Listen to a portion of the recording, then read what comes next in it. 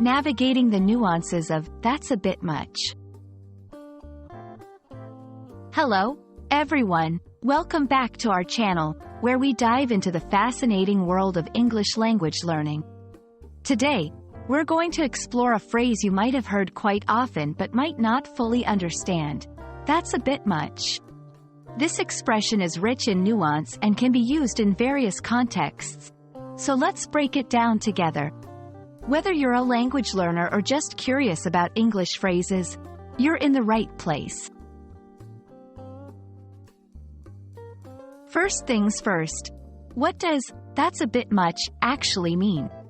At its core, this phrase is used to express that something is excessive or over the top. It can refer to a wide range of situations, from the amount of food someone has put on their plate to the intensity of a reaction or the price of an item. When someone says, "that's a bit much," they're essentially saying that something is more than what is considered reasonable, necessary, or appropriate in the given context.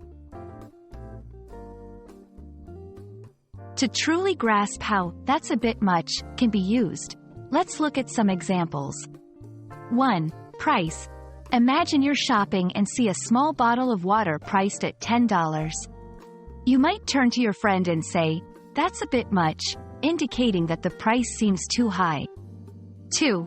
Reactions. If someone has a very dramatic reaction to a minor inconvenience, like yelling because they spilled a bit of water, you might think or say, "That's a bit much," meaning their reaction seems excessive. 3. Requests. If your boss asks you to work late every night for a week, you might quietly think to yourself, "That's a bit much," feeling that the request is unreasonable. It's also important to note that there are variations of this phrase that carry a similar meaning.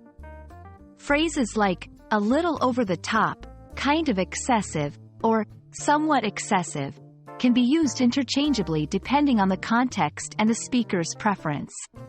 Each variation adjusts the tone slightly, but the underlying message of something being more than what is reasonable remains the same.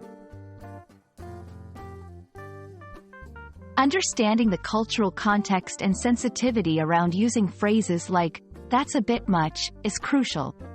In some cultures, directly stating that something is excessive might be seen as rude or insensitive. Therefore, it's always good to gauge the situation and possibly soften your language by adding words like "I think" or "perhaps" to make it sound less direct and more polite. We hope this exploration of "that's a bit much" has been enlightening and adds a useful expression to your English language toolkit. Remember, language is not just about words but also about the context, tone, and situation in which they are used. Keep practicing, stay curious, and don't hesitate to use new phrases as you become more comfortable with them. Thanks for watching, and see you in our next video.